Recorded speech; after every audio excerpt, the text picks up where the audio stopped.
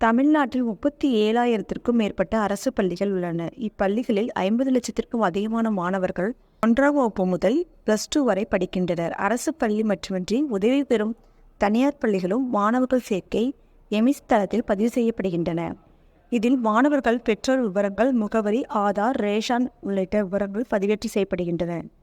ஆனால் அரசு பள்ளிகளில் படிக்கும் மாணவர்கள் பலருக்கு ஆதார் எண் இல்லை. அரசு திட்டங்கள், உயர்கல்விக்கான உதவித்தொகை, வங்கி கணக்கு துவங்குதல் உள்ளிட்டவைகளுக்கும் ஆதார் அவசியம் தேவைப்படுகிறது. இதனால் ஆதார் இல்லாத மாணவர்களுக்கு பள்ளி கல்வித்துறை சார்பில் பள்ளிகளில் இதற்கான சிறப்பு முகாம்கள் நடக்க உள்ளன. பணிகளை இம்மாதத்திற்குள் முடிக்க பள்ளிக்கல்வித்துறை திட்டமிட்டுள்ளது. இந்நிலையில் பள்ளிக்கல்வித்துறை அமைச்சர் அன்பில் மகேஷ் பொய்யாமொழி நாளை கோயம்புத்தூரில் இந்த திட்டத்தை தொடங்கி வைக்கிறார். இது தொடர்பாக சென்னை பள்ளிகளில் படிக்கும் மாணவர்களின் ஆதார் பதிவு செய்தல் மற்றும் புதுப்பிக்கும் பணிகளை 23ஆம் தேதி முதல் பள்ளிகளில் மேற்கொள்ள வேண்டும் என மாவட்ட ஆட்சியருக்கு பள்ளி கல்வித்துறை முதன்மை செயலாளர் குமரகுருபரன் கடிதம் எழுதியுள்ளார். அதில் பள்ளிகளில் படிக்கும் மாணவர்களுக்கு திட்டங்களை செயல்படுத்தவும் அவர்களுக்கான விவரங்களை பெறுவதற்கும் ஆதார் கட்டாயமாகும். ஒவ்வொரு தனிமனிதனின் விவரமும் ஆதார் மூலம் பதிவு செய்ய வேண்டும் என்பதும் கட்டாயமாகும். இந்த நிலையில் பள்ளிகளில் படிக்க வரும் மாணவர்களுக்கு ஆதார் பெறுவதற்கு சேவை மையங்களும் செல்வதை தவிர்க்கும் வகையில் எல்காட் நிறுவனம் மூலம் வரும் 23ஆம் தேதி முதல் பள்ளிகளிலேயே மாணவர்களுக்கு ஆதார் பதிவு செய்ய நடவடிக்கை மேற்கொள்ளப்பட்டுள்ளது. இது குறித்து பள்ளி கல்வித்துறை செயலாளர் குமரகுருபரன் அனைத்து மாவட்ட ஆட்சியர்களுக்கும் அனுப்பியுள்ள கடிதத்தில் பள்ளி வளாகத்தில் ஆதார் பதிவு மற்றும் ஆதார் கட்டாய பயோமெட்ரிக் புதுப்பிப்பை எல்காட்டின் அங்கீகரிக்கப்பட்ட முகவர்கள் மூலம் தொடங்க உத்தேசிக்கப்பட்டுள்ளது.